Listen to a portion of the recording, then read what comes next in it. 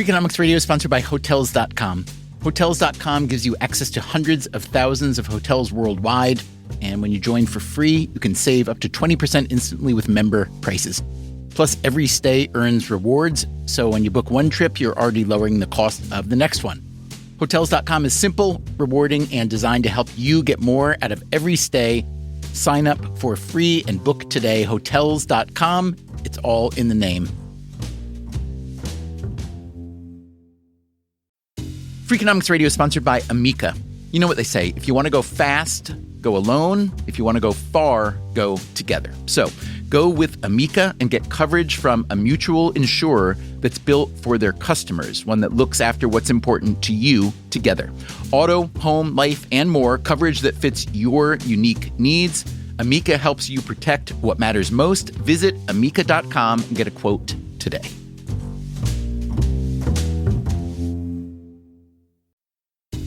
Freakonomics Radio is sponsored by Mint Mobile. Ditch overpriced wireless with Mint Mobile. Cut your wireless bill to $15 a month at mintmobile.com/freak. Upfront payment of $45 for 3 months, $90 for 6 months, or $180 for 12 months.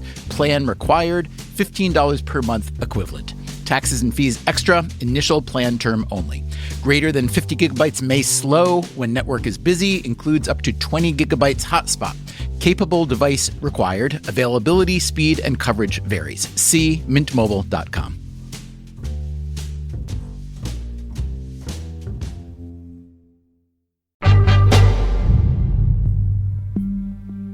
Hey there, it's Stephen Dubner, and this is a bonus episode of Freakonomics Radio.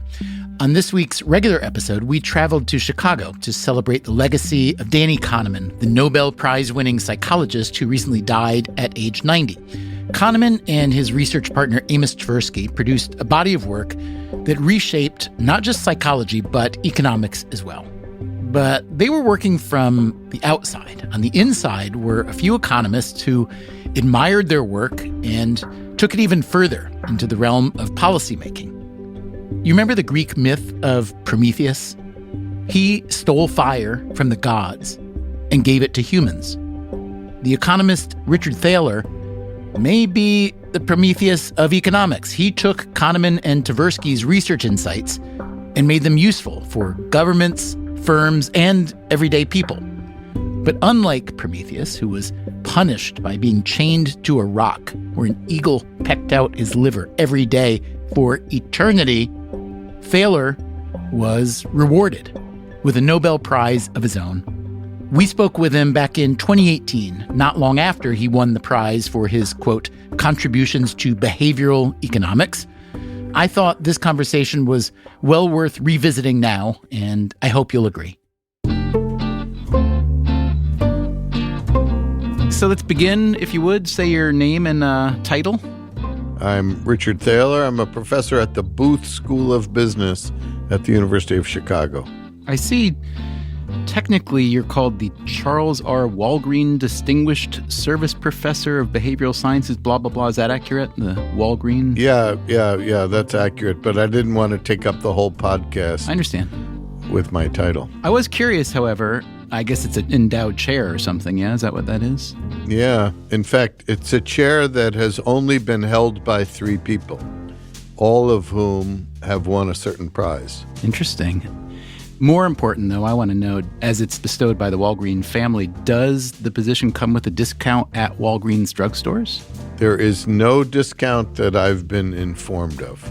That said, you and I guess the other 2 holders of said chair, you are about $1 million+ richer since you were last on the show, because I understand that you went out and won a Nobel Prize and that they give you some money with that. Now that you mention that, you know, I won that prize in spite of your best efforts to prevent it. I don't... You know, I think the show owes me an apology, like on the air. This is like sore winnerdom we're seeing. You win the Nobel Prize, having been on our show previously talking about potentially winning the Nobel Prize, and yet somehow you're sour about our theoretically negative influence when in fact the outcome was positive? What kind of logic is that? Well, no, but it's not the interview with me. It was the interview with Per Stromberg, where you outed me. I'm sure you guys can find the tape. Yeah, we found the tape. So I'm actually not allowed to talk so much about what happens. The episode was called How to Win a Nobel Prize. Per Stromberg is on the committee that awards the economics prize. As he pointed out, he couldn't say too much about the secret process, but, he said, his committee was very reliant on the reports they commissioned on potential winners. Our goal is to keep on scanning the field of economic sciences, broadly speaking. And to keep this up to date, we continuously send out these reports, basically scanning the field.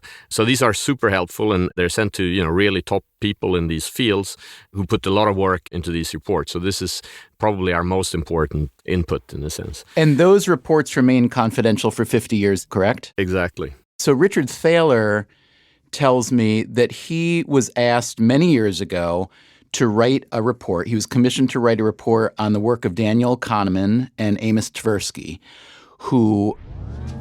You described me revealing I had written a long report on my friends Kahneman and Tversky back in the 1980s. And you told Per I had told you that. And I think his words were, oh, he shouldn't have done that. I'm not sure he was allowed to say that, but fine. Oh, okay. Well, that's his problem, not mine. The show owes me an apology for trying to block my slim chances and drive them to zero. Well, let me ask you just to entertain the counterfactual. Maybe it made that Nobel Committee think, oh, that Thaler, he's his own man. He identifies what he thinks are important ideas, and he feels it's important to disseminate them, even at personal risk to himself. And because... it would be a line you could have used. I was holding off on the lawsuit until it was clear I hadn't won. But I think you're safe now, Steve, so we can move beyond this. And move beyond this we shall. Today on Freakonomics Radio, the unlikely rise of Nobel laureate Richard Thaler. Suppose they did all the stats on Thaler, no one would have drafted him. His big Hollywood moment, also unlikely. Well, here's Dr. Richard Thaler, father of behavioral economics, and Selena Gomez to explain. The rather humble purview of behavioral economics. It's the sort of thing that your mother might say, really? You make a living doing that? And if behavioral economics were a bumper sticker, what would it say? So we don't think people are dumb. We think the world is hard.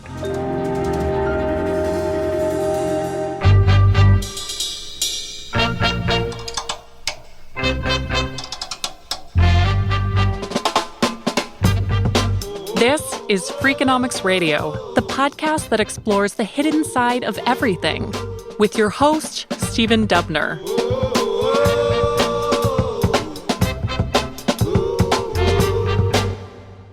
Years ago, Richard Thaler became enthralled with a new line of research about decision-making by the psychologists Amos Tversky and Danny Kahneman. Thaler went on to collaborate with them, thereby helping to create the field now known as behavioral economics. To mainstream economists, Thaler's research was often an irritant. He insisted that the elegant models they used to describe human economic activity were in fact grotesquely inelegant because they failed to factor in how real humans actually think and decide and behave. Over time, however, Thaler's work came to be tolerated, if not outright accepted. Along the way, he wrote a few books, including Misbehaving, The Making of Behavioral Economics, and Nudge, Improving Decisions About Health, Wealth, and Happiness. Today, governments around the world are running so-called nudge units, hoping to harness the simple power of Thaler's ideas in the pursuit of better outcomes in health, education, personal finance, and crime reduction. Many other institutions and firms are practicing what Thaler has been preaching, often to quite substantial success. If Kahneman and Tversky were the architects of this behavior revolution, Richard Thaler was the man who turned their sketches into something we could actually inhabit. I have a lot of questions for you today, and we also solicited listener and reader questions. So we'll toss them in as we go. Here's one from Jose Albino Sanchez. He writes, he's an economics major who graduated from Notre Dame in 2016, so congratulations. He wants to know, how did you, Richard Thaler, use your behavioral economics research to not run away with the $1 million plus prize money of the Nobel Prize and go buy a Ferrari? And I should say that's assuming you didn't do that.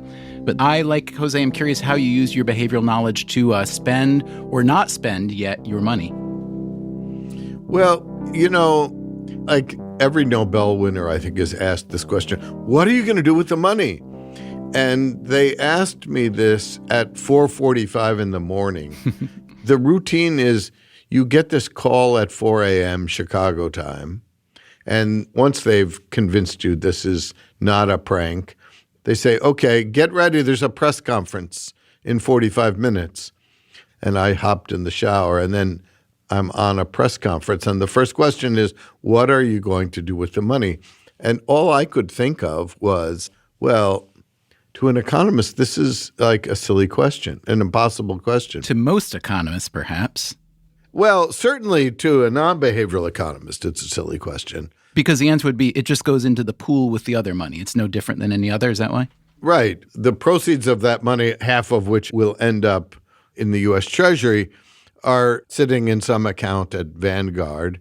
And, if I go out for a fancy dinner, there's no way for me to label that Nobel money, though that might be a fun thing to do. I've thought that maybe the hedonically optimal way to spend the money would be to get a special credit card, the Nobel credit card. A Nobel card, yeah, nice. And then when, I decide to buy a ridiculously expensive set of golf clubs, hoping that will turn me into a competent golfer, then I just whip out the Nobel. That might be a good idea. Now, I'm curious, you do believe, and in fact helped identify the notion that we think of as mental accounting, which I know that the smart people tell you shouldn't do that. You shouldn't set aside money for vacation or for a certain project because money is fungible. That's one of the beauties of money. And yet, as you discovered, many people do it. And you also argued it's not such a bad idea, or at least since so many people do it, we should figure out how to deal with it. But is there a kind of a cookie jar on the counter where you've got the $500,000 that you can dip into whenever you want to do something fun? Yeah. That would be a really good idea. Especially. What's your address, by the way? Especially if we announce it on the radio. But why'd you stick it in Vanguard where it just becomes like, more dollars mixed in with the others? Well, I've been busy, Steve. So yeah, maybe you're getting me to think about labeling it. And of course, maybe we should figure out what percentage, maybe all, should go to some cause. That would make me feel good too. If there were a cause, can you tell us just kind of the general outlines of the cause? Would it be a kind of, poverty alleviation? I greatly admire Doctors Without Borders, and they are one of the causes that we support, but I haven't really figured out what my personal cause is. Now, let me ask you this. Your wife, France, you've been married quite a while. I don't know how much credit you give her for being part of the familial team that produced this Nobel Prize. If you were to divide the prize, how do you think about divvying that up? Oh, first you try to prevent me from winning the Nobel Prize. Now you try to break up my marriage, Steve. I used to think of you as a friend. And so I would say that France should get 120% of the after-tax money. Good answer. And you should get minus 20%. And I think that would be a great solution.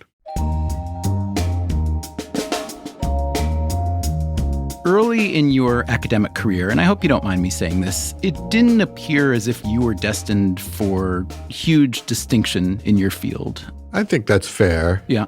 The undergraduate and graduate schools you went to aren't quite elite. Your place in the economic firmament was hardly guaranteed. So what happened? How'd that guy get to here? I think so you're right. I don't think I certainly wasn't a great student. And I don't think I was a great economist in the way economists are usually judged, in the sense that I wasn't a great mathematician and my econometrics skills were not superb. So suppose there was an economics combine, like the NFL combine, and they did all the stats on Thaler. No one would have drafted him. And so what I really ended up having to do to survive, and this sounds premeditated, and of course it wasn't, was to figure out a kind of way of doing economics that would be something I was good at. And had I not done that, I might well have not gotten tenure and gone off and, maybe I would be competing with you in book writing. You've summed up behavioral economics as a collection of, quote, supposedly irrelevant factors that when it comes to how people actually live their lives are in fact not irrelevant. Can you give an example? Sure. One of the first things that I noticed back when I was a graduate student puzzling through the behavior I saw was that people don't follow the economist's advice to ignore sunk costs. If you paid for some expensive, rich dessert and after one bite you were already full and your waistline doesn't really need it, but you remember how much you paid for it, and so you think you need to eat it, following all kinds of mother's bad advice to finish what's on your plate, then you are failing to follow the economist's advice of ignoring that money because eating it doesn't get the money back. And so sunk costs are something that economists predict will have no effect on behavior. And there are a class of these supposedly irrelevant factors. In fact, it's almost the only set of things about which economists have precise predictions. So, consider supply and demand.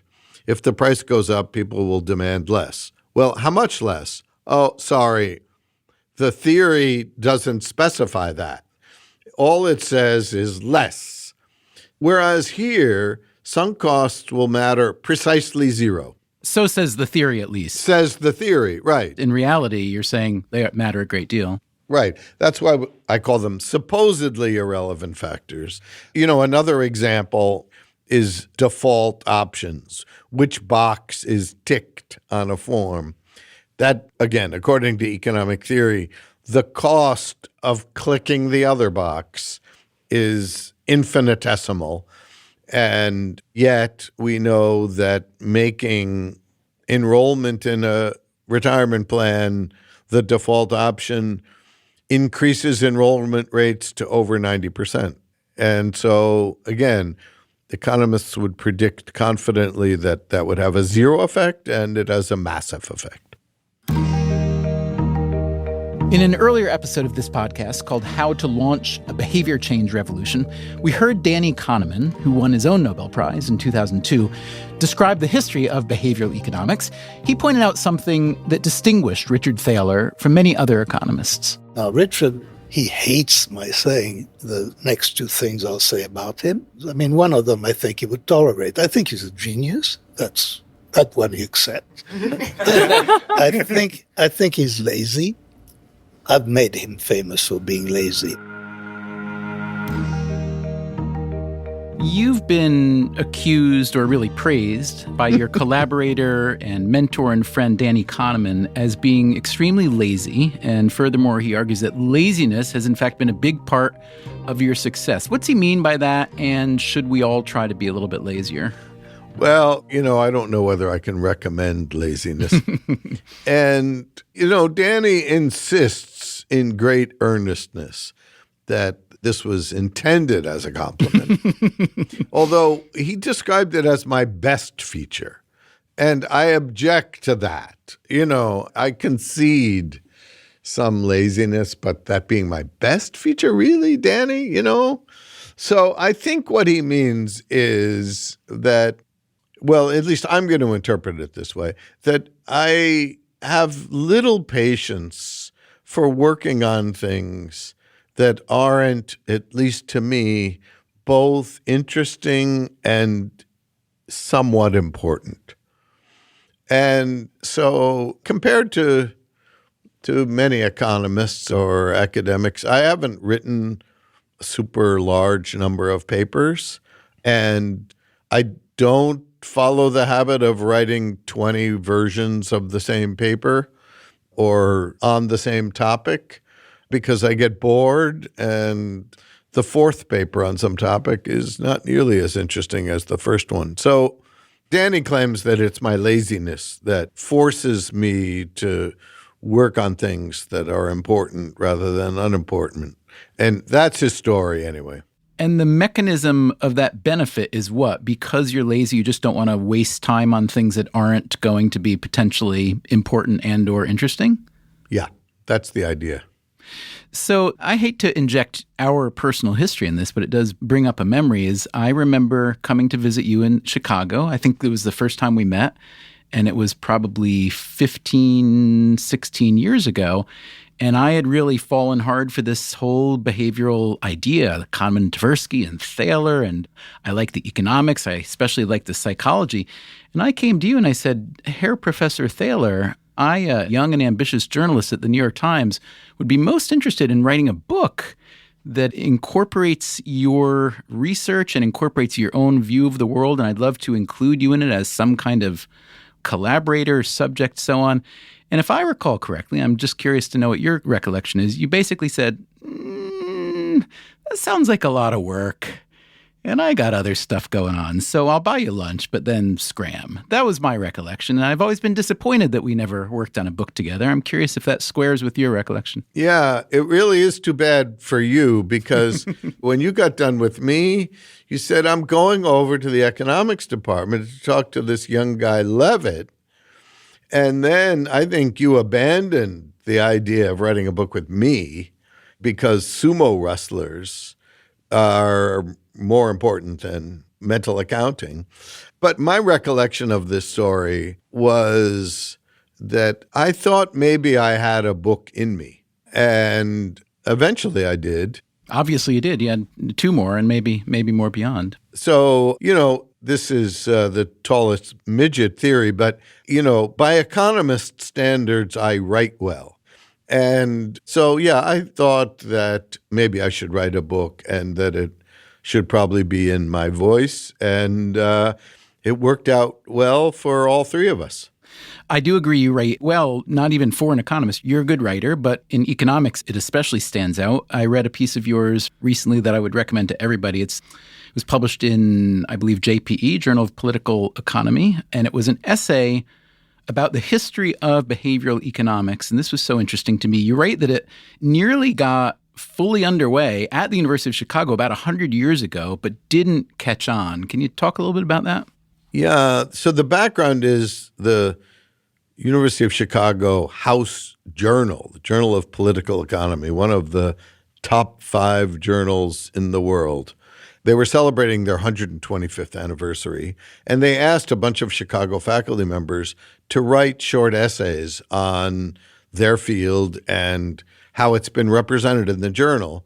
And for behavioral economics, there were pretty slim pickings, but there was this article written exactly 100 years ago in 1918 by a guy called John Maurice Clark. He was the son of a more famous guy, John Bates Clark, for whom an award is named.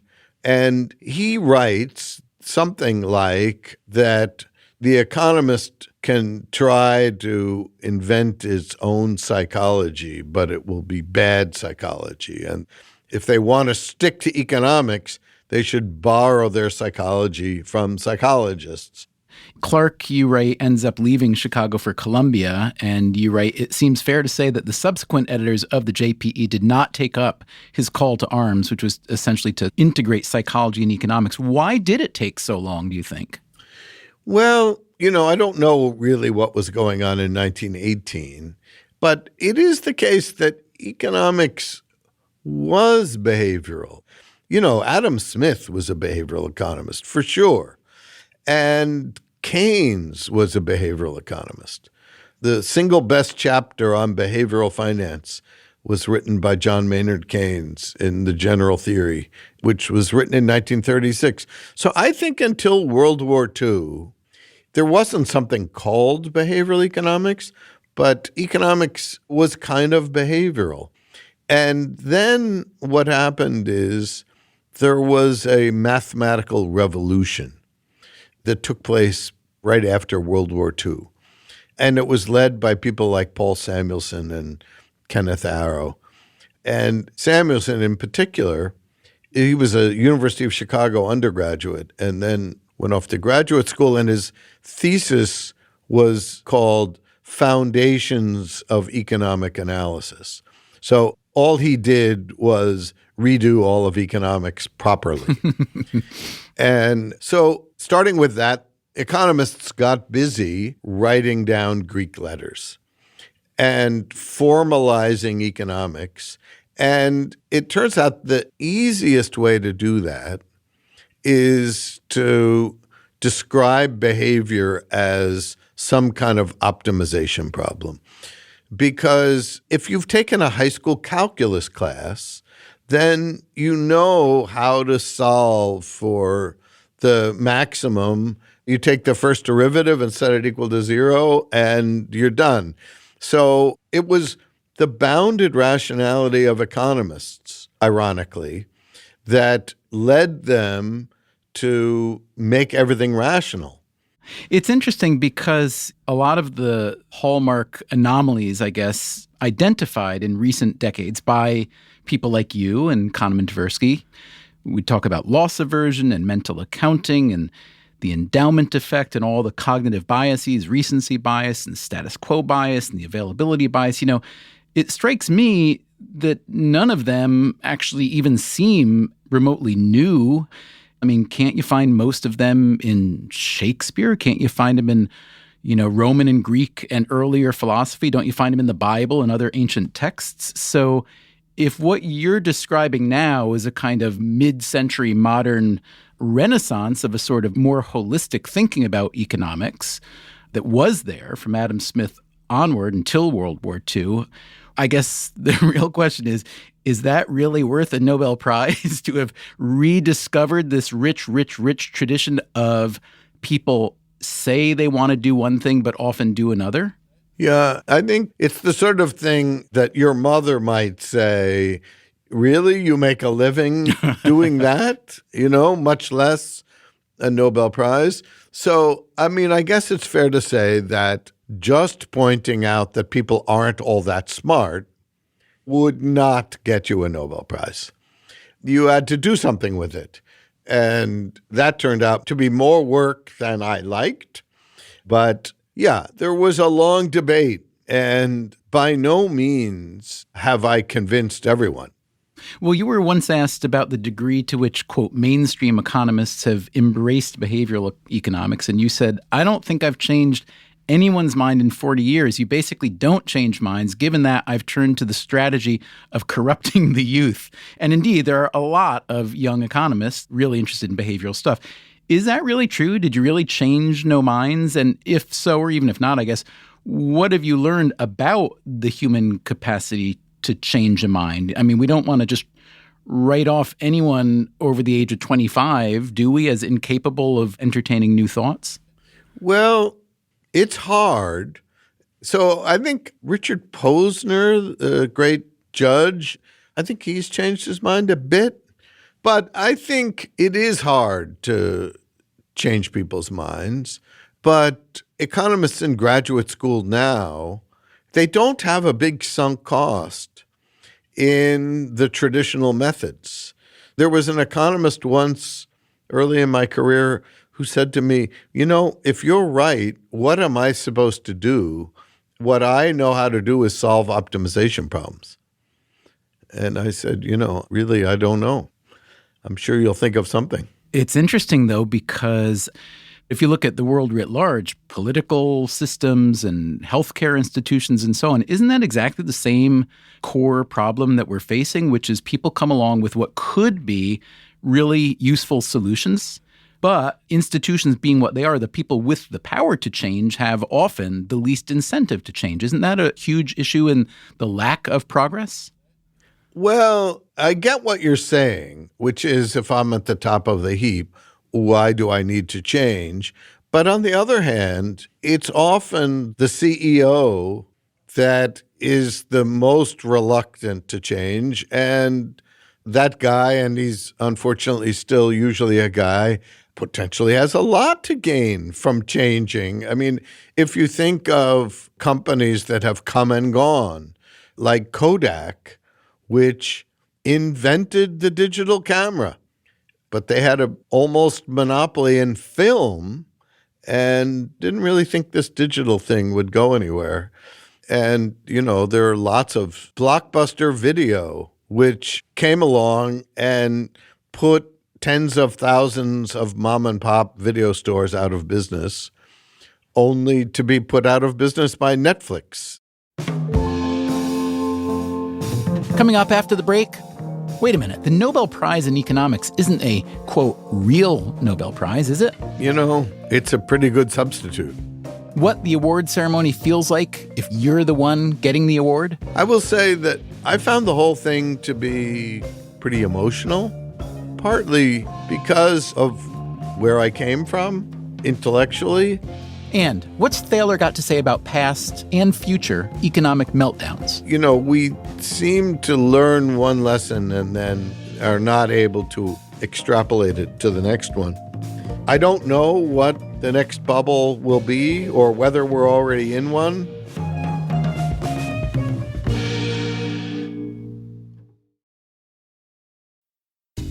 Freakonomics Radio is sponsored by Principal, the perpetual pen tapper, the arbitrary fridge reorganizer, the holiday party planner that starts in May. Principal knows that your star employees have their work quirks. Principal also knows how much those employees mean to your business. You need them. They need benefits. Work with Principal so they can help your team with a retirement and benefits plan that's right for them. Principal Life Insurance Company, Des Moines, Iowa. Freakonomics Radio is sponsored by Zip System. Zip System building enclosures are designed as one integrated roof and wall system that makes it faster and easier to create a tight, dry building enclosure. Instead of a mix and match approach, all components work together as one system, eliminating the need for house wrap and felt.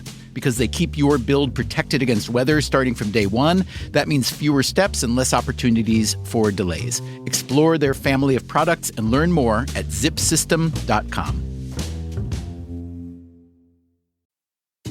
Freakonomics Radio is sponsored by Range Rover Sport, a vehicle that blends power, poise, and performance.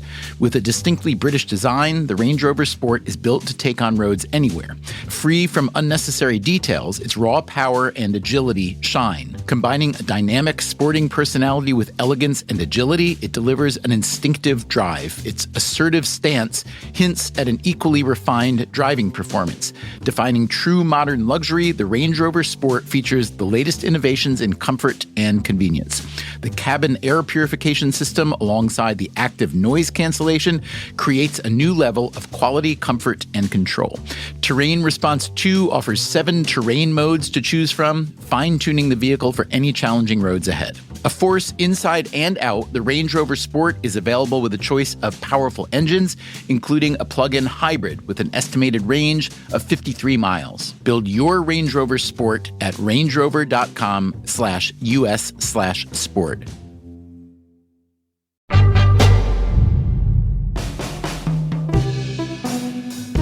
In December of 2017, Richard Thaler went to Stockholm for a multitude of Nobel festivities. At the Nobel Prize banquet, one winner from each prize has to give a toast. It gives you a glimpse of the grandeur. Det är en stor ära att få presentera pristagaren av Sveriges Riksbanks pris i ekonomisk vetenskap till Alfred Nobels minne, Richard Thaler. So my toast began by saying that my fellow winners had discovered things like gravitational waves and circadian rhythms, and I discovered the existence of humans in the economy. Then there were other events, including the Nobel Lecture. Professor Thaler, please, the stage is yours. Thanks to all the members of the committee, and thanks for that great introduction. So I've been interested in gravitational waves for a long time. Oh, no. In an earlier episode about the Nobel Prize and how to win one, we did speak with your colleague and our friend Steve Levitt, and he said, the way I know it's Nobel season is that around Chicago, a lot of people tend to get haircuts in the few days leading up to the announcement of the prize. And so if I see all my colleagues with really short, well-maintained hair, I know that the prize must be somewhere right around the corner. So we have a question here from a listener named Aaron Wicks. He writes to say, Dear Professor Thaler, did you get a haircut in hopeful anticipation of receiving your Nobel Memorial Prize? No, I didn't. And I will also say that I've heard of economists and other scientists who set their alarm. And then did they practice sounding sleepy? Like 3:45 so that they'll be alert, which I was the opposite of when the phone rang. And I'm a good enough amateur psychologist to know that this is a horrible idea, a really dreadful idea. So let's suppose my chances of winning were 1 in 20. Setting my alarm gives me a 95% chance of being awake to get the bad news. Whereas, my strategy had always been to sleep soundly and then, hear on NPR in the morning or now, breaking news on your phone.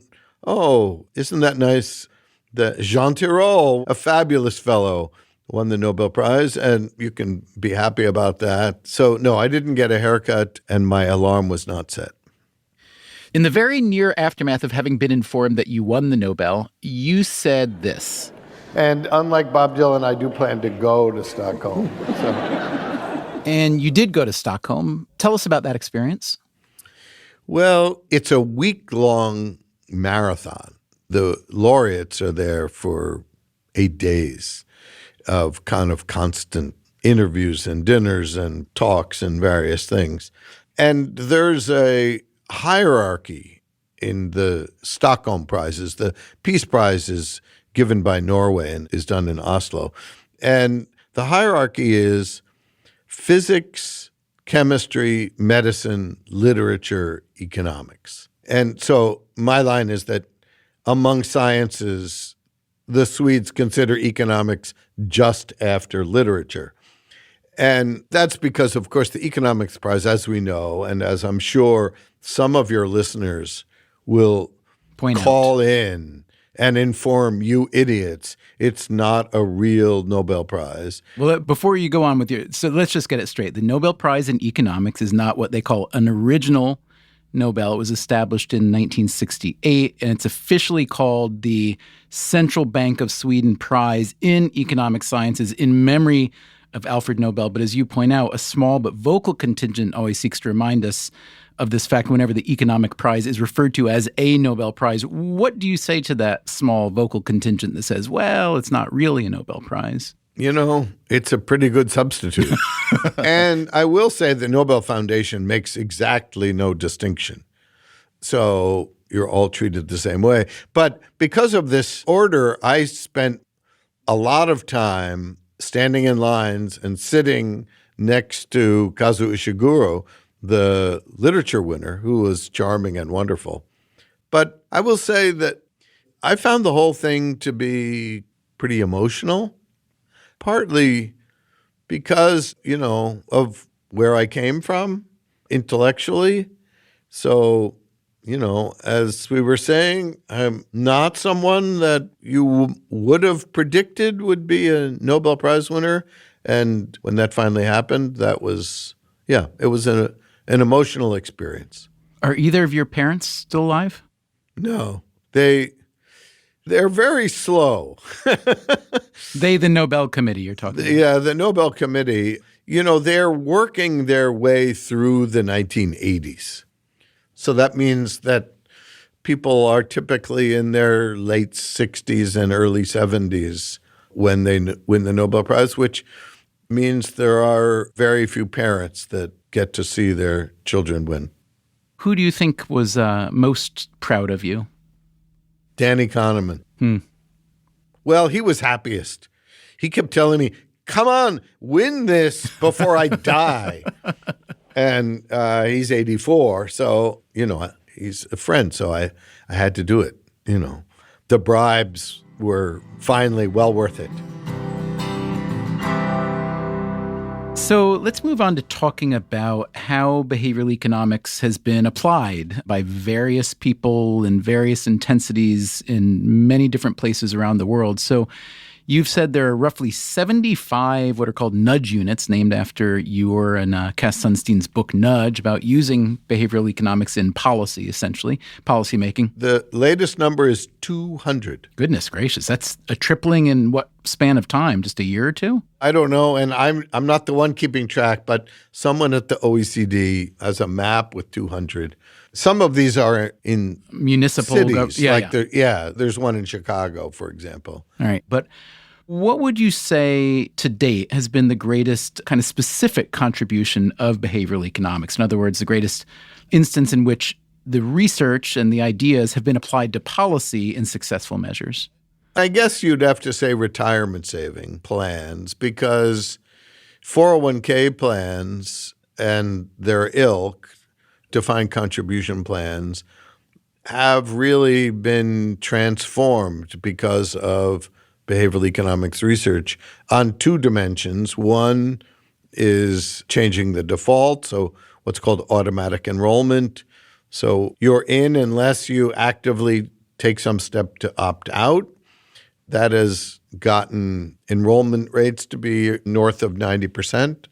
And then what my colleague Shlomo Benartzi and I called Save More Tomorrow, which is a plan where you ask people if they want to increase their saving rates every year until they hit some reasonable level. The generic version of that is now called automatic escalation. So what that means is you get a raise and you contribute a higher percentage, but because you're getting a raise, you still are bringing home a little bit more money and you don't feel the pain. Is that the idea? Right. And you commit yourself to this off in the future, because we all have more self-control next month when we're going to start going to the gym every morning at 6. You've written that I'll quote you to yourself, the subfield of economics in which the behavioral approach has had the greatest impact is finance. I'd love you to talk about that for a minute. One thing I've never understood about behavioral finance is, once the notion of behavioral anomalies is widely accepted, and they seem to be now in finance and in investing, aren't they just subsequently priced out of the market? Well, that's an interesting question. And the answer is, to some extent, yes. But I've been involved with a money management firm called Fuller and Thaler that's been around for 25 years or so. And the things we do don't seem to work any less well than they did 20 years ago. I know Fuller and Thaler describes itself as having pioneered the application of behavioral finance to investment management, are your exact words. In what ways, just describe, in what ways is the firm's strategy actually behavioral? So we're explicitly thinking about what are a class of situations in which people are likely to make a mistake. So it's like, you go into some restaurant and somebody's leading you to your table, And there's that one step down, and they say, watch your step. And they say, watch your step, because if they don't, 3 people a night will fall down and they'll have lawsuits. So, you can be a spectator watching that and say, oh, that guy's about to make a mistake. Now, you would have made that mistake too. So what we try to do is find those steps that are not quite in sight that will throw a majority of market participants off. Let me ask you a related question. This is from Colm Ryan, who writes that he's an accountant in Dublin, Ireland, related to what we've been speaking about, and with very high stakes, I should say. So here's his question. Given that you could apply behavioral principles to help understand what led to the 2007 crash, do you see any similarities or indeed differences in what's going on in the world today? And before we let you answer the question, we should say that you, Richard Thaler, would seem particularly well suited to answer this difficult question, because in the film The Big Short, Selena Gomez helps you explain synthetic CDOs, collateralized debt obligations. Well, here's Dr. Richard Thaler, father of behavioral economics, and Selena Gomez to explain. Okay, so here's how a synthetic CDO works. Let's say I bet $10 million on a blackjack hand. 10 million because this hand is meant to represent a single mortgage bond. So first of all, was she a pretty good teacher? You understood CDOs better after that filming? Yeah, let me just say that Selena, unlike me, was very good at memorizing lines. And I think it's fair to say that, she was a very charming young woman, and I'm deeply grateful to her, because being in that movie is the only thing that I've done that has impressed my granddaughters, who are big Selena Gomez fans. But I think it's fair to say Selena knew nothing about collateralized debt obligations nor blackjack. So she's a great actress then, because the impression is that she knows quite a bit about both. Yeah, she's a much better actor than me. So possibly funny story is that in the script, the first hand, she's dealt a 21, which of course in blackjack means you win. And she was dealt 21 and didn't react. And so I had to take over as blackjack coach and director, both of which are uncredited in the movie, I might add, and say, Selena, when you get dealt 21, that means you win. And there's a shot in there where we're high-fiving. And that's because she had learned in subsequent takes that when she gets dealt 21, that she's supposed to be happy. Okay, so let's get back to Colm Ryan's question about the 2007 meltdown and now. Similarities, differences? What do you see? Well, I don't think we will repeat that mistake. But that crisis followed pretty quickly after the tech crash in 2000, right? And it started like in 2006. So we're barely over the tech bubble, and we get this real estate bubble. And, we seem to learn one lesson and then are not able to extrapolate it to the next one. I don't know what the next bubble will be or whether we're already in one. I do think that we have done some things to make banks less fragile, especially big ones. But, there are things like Bitcoin around. Of which you're not a fan, we should say. Of which I'm not a fan, no. You're not a fan of blockchain itself, correct? But as a currency, not a fan. Is that about right? Correct. I don't know why anyone engaged in strictly legal activities would want to use a currency that is so volatile. It's just the opposite. Suppose you sell another book and the publisher offers you an advance in Bitcoin.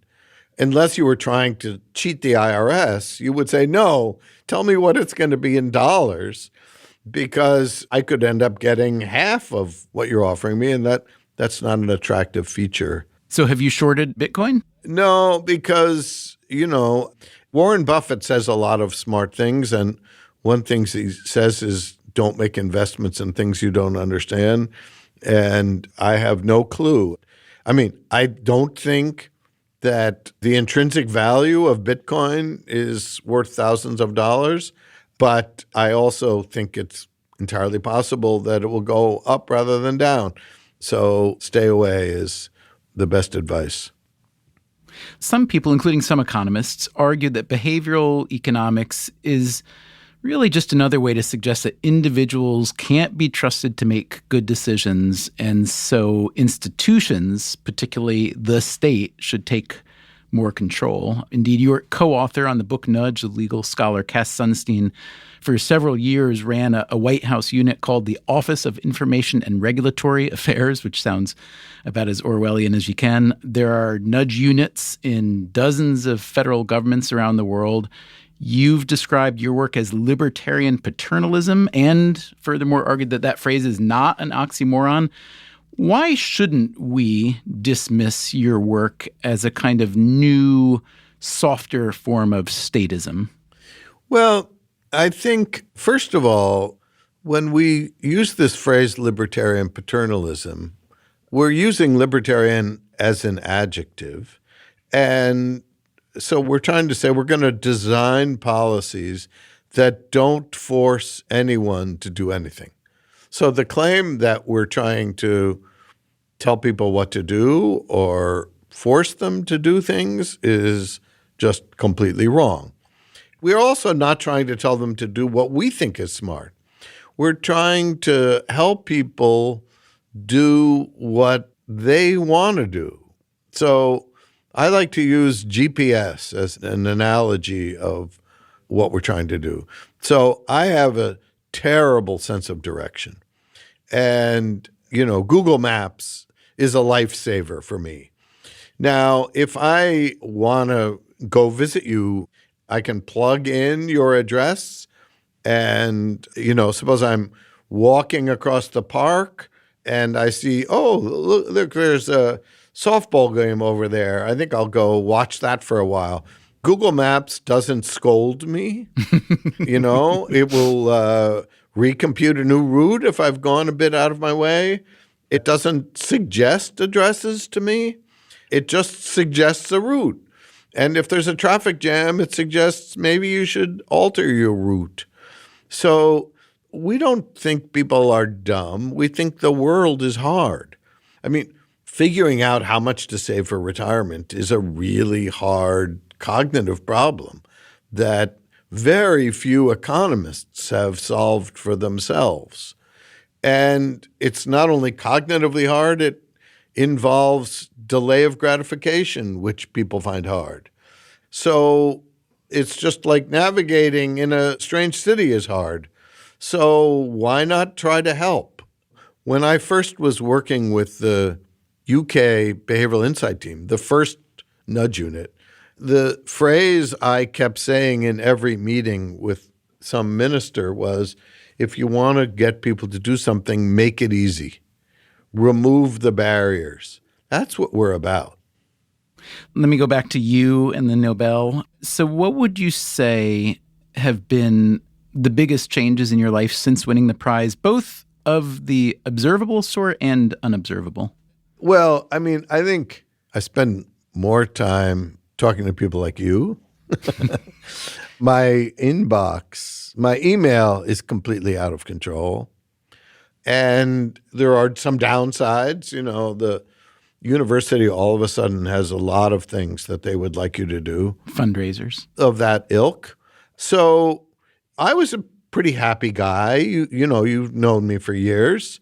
And we saw each other recently. Did I seem demonstrably happier? You looked a little taller and better looking, but otherwise, I think that was my perception. I think you were exactly the same, actually. No, that was just your jealousy. But look, I absolutely don't want to sound like a sore winner. A sore winner or an ungrateful winner. I'm saying that most of the people who win were already pretty successful people with pretty good lives. And, there's what psychologists call a ceiling effect. So I had a pretty happy life. As you know, I have a nice wife and I have kids I love. And, yes, this made me happy and it was very gratifying. But you have this image that you're going to be on cloud 9. And, then there's life. You still get flat tires, even if you have a Nobel Prize. You still have leaks at home that nobody seems to be able to fix. So, yeah, they need to fix that and say that if you get a Nobel Prize, nothing can leak in your house. I'll end with where I should have started. Congratulations. Thank you, Stephen. And I know everybody who listens to you is happy for you, proud of you, and most of all, we're pleased in a selfish way to keep learning from you because we learn a lot. And I thank you especially for that. And I look forward to the next time we speak. So do I. That, again, was Richard Thaler, the Nobel Prize-winning economist, from our 2018 episode called People Aren't Dumb, The World is Hard. Thanks to him for this conversation, and as always, thanks to you for listening. We will have a regular episode of Freakonomics Radio out soon in its regular time slot. Freakonomics Radio is produced by Stitcher and Renbud Radio. You can find our entire archive on any podcast app, also at Freakonomics.com, where we publish transcripts and show notes. This episode was produced by Greg Rosalsky. Our staff also includes Alina Kuhlman, Augusta Chapman, Dalvin Abuaji, Eleanor Osborne, Elsa Hernandez, Gabriel Roth, Greg Rippin, Jasmine Klinger, Jeremy Johnston, Julie Canfer, Lyric Bowditch, Morgan Levy, Neil Carruth, Rebecca Lee Douglas, Sarah Lilly, Teo Jacobs, and Zach Lipinski. Our theme song is Mr. Fortune by the Hitchhikers. Our composer is Luis Guerra.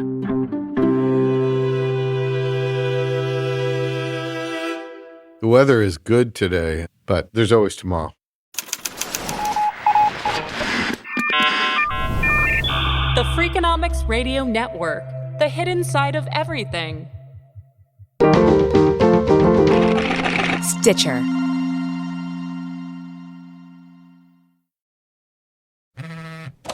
Your package says delivered, but delivered where exactly? The hallway? The lobby? Your neighbor's apartment? Instead of playing detective with your deliveries, get a mailbox at the UPS store. We'll sign for your packages, text you when they arrive, and keep your deliveries low-key, under lock and key. Get 3 months free mailbox services with a new annual agreement at the UPS Store. For full details and to get your coupon, visit the upsstore.com/offer. Welcome back to Should I See a Doctor? Contestant, you're camping when a rash appears on your leg. Do you A, ignore it, B, frantically search the internet, or C, use telehealth through Walmart? Telehealth through Walmart? Who knew? Oh, I'm going to say C, Walmart. Correct. Walmart can connect you with 24/7 virtual medical care. You genius, you. Well, I can fold a fitted sheet. Walmart. Who knew? Telehealth services offered by third-party providers. Restrictions and fees may apply. It's smart to always have a few financial goals. And a really smart one you can set? Earning cash back on what you buy every day. And with Discover, you can. Get this. Discover automatically matches all the cash back you've earned at the end of your first year. Seriously, all of it. And we trust you to make smart decisions. After all, you listen to this show. See terms at discover.com/creditcard.